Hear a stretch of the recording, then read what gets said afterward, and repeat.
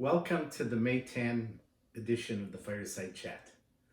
This day represents an important day for two people or two groups of people.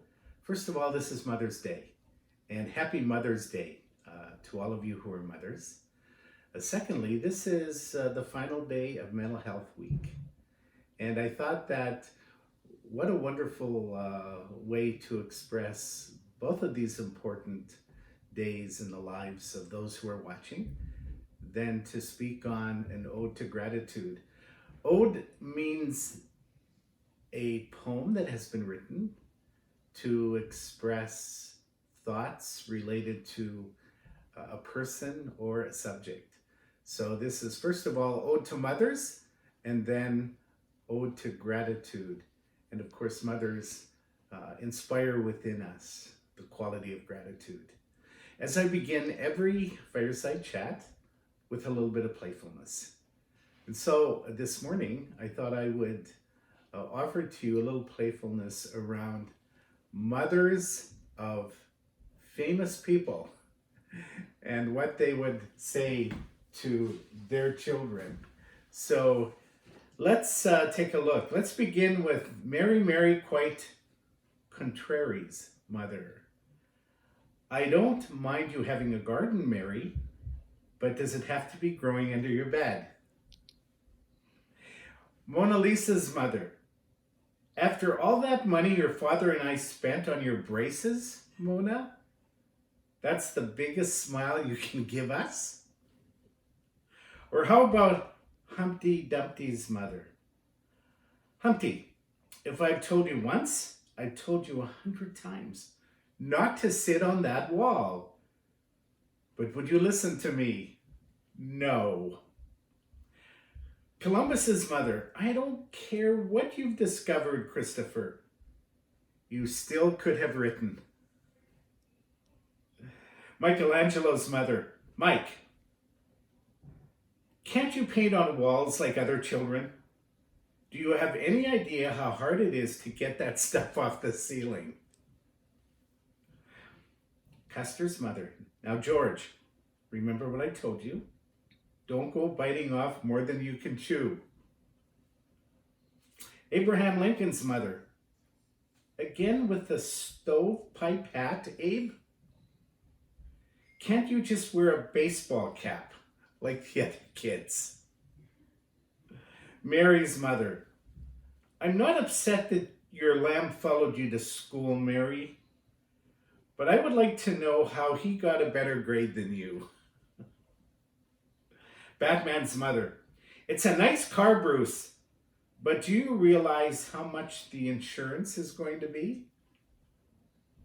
Little Miss Muffet's mother. Well, all I've got to say is, if you don't get off your tuffet and start cleaning your room, there'll be a lot more spiders around here. Albert Einstein's mother.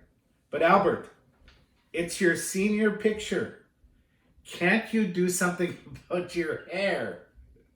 Styling gel, mousse, something. Jonah's mother. That's a nice story. But now tell me where you've really been for the last 3 days. And then finally, Thomas Edison's mother. Of course I'm proud that you invented the electric light bulb, Thomas. Now turn off that light and go to bed.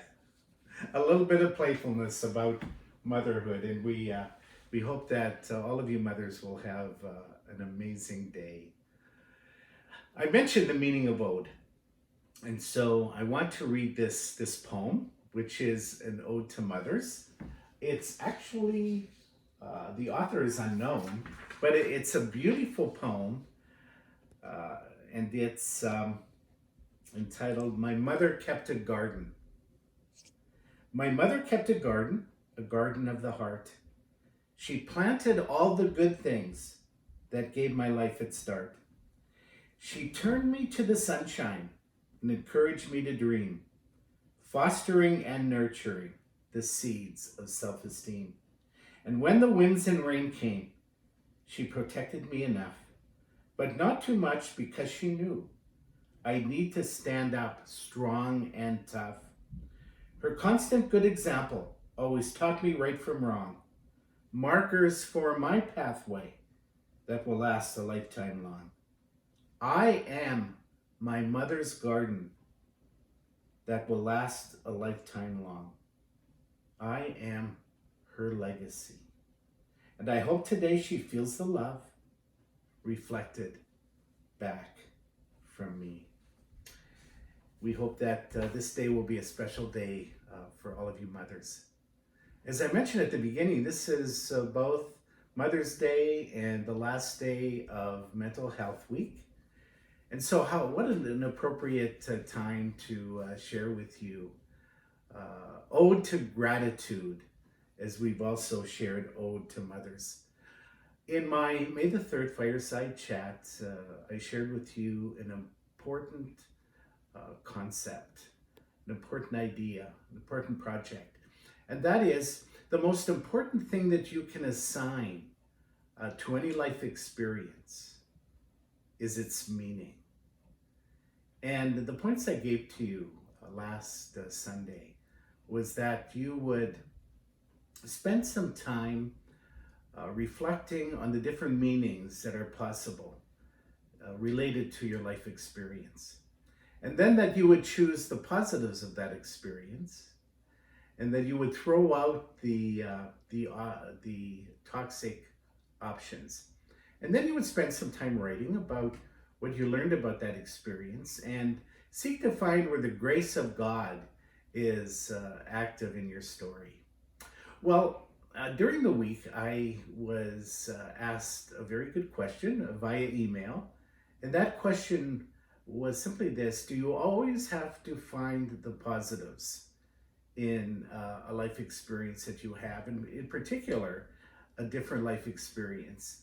And so that question I took very seriously and led me to do a little bit of reflection on that. And as I've already said, this, in addition to Mother's Day, is also the final day of Mental Health Week. And related to that, I want to offer an apology if anyone was offended by my playfulness regarding the mental health hotline last Sunday. I want to genuinely, sincerely express to you that I am very, very sorry for that. I do take mental health very seriously. And this morning I want to reflect on the power of gratitude as it relates to mental health. And of course, also as it relates to Mother's Day as well. In my last Fireside Chat on May the 3rd, I talked about a traumatic experience that Saul, who became Paul, encountered on the road to Damascus. And as a result of that experience, of that traumatic experience, he went away for 3 years and just did some puzzling around, as I called it, to try and really understand what all of this meant to him, encountering Jesus on the road to Damascus, when in fact he had been the most fierce persecutor of the people of the way, of the followers of Jesus. And I also shared that he had come to understand at the end of his life that there's nothing, that everything else was nothing more than dung in comparison to the excellency of the knowledge of Jesus Christ his Lord. And so his life was completely transformed, and Jesus Christ became the access of his life. Well, the reason I've referred to Paul again is that he makes some comments that I think are very important for us to consider, both on Mother's Day and also the last day of Mental Health Week. This is what he says in 1 Thessalonians chapter 5, verses 16 to 19. He says, "Give thanks in all circumstances." And then in Ephesians chapter 5, 19 and 20, he says, "Give thanks for everything." And then in Romans chapter 8, verse 28, a well-known verse that I've referred to on many occasions, is that he says, all things work together for good to those who love God and are called according to his purpose. So this very influential person and writer in the Christian tradition says to us that no matter what our experience is, that it is redeemable, that we can find something to be grateful for, that we can find something to give thanks for, no matter what it may be. And so, going back to the question that I was asked over the week, do we always need to look for positives in our experience? And that led me to the idea of gratitude, in that gratitude can be the access, the axis around every experience that we have. Can we find gratitude in that particular experience? And so if gratitude is more effective for you, it works for you better than the idea of positivity, hey, I think there's a lot of good reason for using the word gratitude. First of all, related to gratitude itself, I want to share with you a couple of research projects around gratitude. Now, gratitude has become a science called the science of gratitude. So, it's biblically affirmed to those of us who are Christian that in every situation we can give thanks. There's always a point of gratitude that we can find in every circumstance of life. So I want to share with you this first study that was done. And as I said, a lot of research has been done related to the power of gratitude in our lives. And so this particular study was done at Eastern Washington University. And it was on the theme of how gratitude can help you through hard times. So last week I used the phrase cognitive reframing. So this author says to us that we can use cognitive reframing around gratitude and finding gratitude in the experiences of life. And so what this study was about is there were 3 groups, and individuals were randomly assigned to these writing groups. Now, these writing groups invited these participants to recall and report on unpleasant open memory. It may have been a loss, a betrayal, a victimization, or some other personally upsetting experience. And so the first group wrote for 20 minutes on issues that were irrelevant to that open memory, to that hurtful experience. The second wrote about their experience pertaining to their open memory. And the third group was invited to focus on the positive aspects of that difficult experience and discover what about it now might make them feel grateful. So here were the results of that particular study on gratitude. Can we redeem our experiences by thinking gratefully? And so they did this particular group, the third group, demonstrated more closure and less unpleasant emotional impact than participants who just wrote about the experience without being prompted to see ways that that experience might be redeemed with gratitude. Well, the conclusion of this particular study was simply this, that thinking gratefully can help heal troubling memories and, in a sense, redeem them.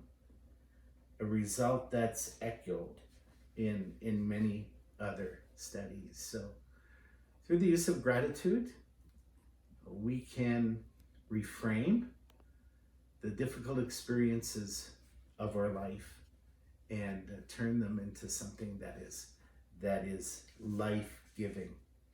Now, there was a second research study that I want to share with you, and I think it's important that I do.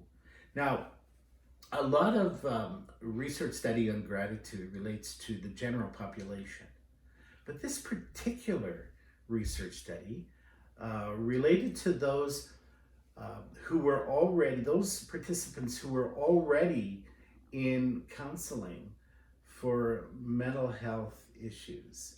And so I think that this is particularly important, this research study on this last day of Mental Health Week. So this is what they sought to realize. Is there any effect of gratitude writing? And so each of the groups, there were 3 groups. Let me explain what they were. Group 1 was to write a letter of gratitude to another person each week for 3 weeks. The second group was to write about thoughts and feelings of a negative experience. No mention of gratitude for that group. And the third group was no writing activity at all. And so this group was followed for 4 weeks, period of 4 weeks, and then 12 weeks. And there were 4 benefits that were manifested by gratitude writing. The first is this: gratitude unshackles us from toxic emotions. The second is that gratitude helps even if we don't share. Now, let me explain that a little bit. So, not everyone who wrote a letter of gratitude sent it. But the results showed that even those who wrote a letter of gratitude and didn't send it, and of course those who wrote a letter of gratitude and did send it, that both of those groups were benefited by simply writing a letter of gratitude, whether it was shared or not. Thirdly, gratitude benefits takes time.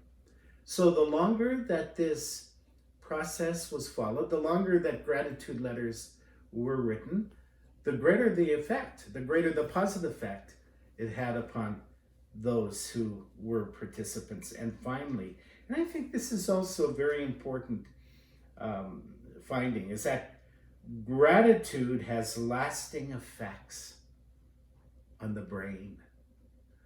Those of you who've heard me previously speak, I am very interested in neuroscience and the practical implications of neuroscience for us in meaningful living. And so 3 months after this was carried out, this particular study, there was an MRI, and that is what we can do today. That is what science can do today to see if there's any effect upon brain activity related to our activities. And what the MRIs revealed after 3 months of those who were part of this particular study on gratitude writing is that there was a greater activation of the medial prefrontal cortex, which of course is that part of our brain which places gratitude and its effect on us. So here's a definition of gratitude. I decided to leave the definition of gratitude to the end rather than at the beginning. And Dr. Haider Zayed defined it this way, and rather than reinvent the wheel and present my own definition of gratitude, this is what he says. He says, gratitude is learning to appreciate each and every situation, even when it is challenging or not what we had hoped. It is finding the good in things, in the world, and in people. Gratitude is very powerful. And as we look at our experiences of life, and we spend some time, as I said last Sunday, puzzling around, we have the objective experience of life, and then we have the meaning that we assign to it. And then in between, we can take some time to puzzle around and find the meaning of it. And last Sunday, I talked about finding the positives. But I think it can be even more meaningful to say, whatever experience we have, can we find a point of gratitude? And through that point of gratitude, redeem every experience of life. This is also Mother's Day Sunday, and I've been emphasizing both Mother's Day Sunday and Mental Health Sunday, the final day. And I encourage you to take some time, if you haven't already. I have sent a card to my mother in Saskatoon, and I always write, well, as my children tell me, I always write a letter in my cards. And so I wrote a letter in my card to my mother, sent it off about how she has a wonderful heart and how that wonderful heart has affected me most positively down through the years. And you know, even though it's Mother's Day today, it doesn't mean that everybody is celebrating, because I know that some of you have lost your mothers. But still, you know, the research shows that even though you can't send a letter of gratitude to your mom, take some time to write that letter, and you will be benefited as you express to her how she has grown a garden in your heart. And even if you have difficult memories about your home, about your mother, find that point of gratitude that will help you to celebrate on this day. This is a day for gratitude. Ode to mothers, ode to gratitude. A powerful technique for finding value in every experience of life, even the most difficult experiences. I want to offer a prayer, and I want to pray for all mothers here today, and I also want to pray for each of you on this day of gratitude. Let's pray together. Loving God, I thank you for every mother here today. I thank you for all of those who are listening. And thank you for doing their best, because I believe that every mother has a heart to do their best. Now, thank you for each mother and the best that they have given. I also pray for those listening today whose mothers were more challenged than others, and even in giving their best, may not have given all that was needed. I pray for them, and I pray for each one hearing today, that through this day, through the day of celebrating Mother's Day, and through this day of remembering of this final day of the week that is called Mental Health Week, that we will live the powerful experience of gratitude and redeem every life experience that we have. And this I pray in the name of Jesus, with gratitude. Amen. Thank you so much for joining me today at this Fireside Chat. And I invite you again next week to join me as we continue this series of meeting together. Bye for now.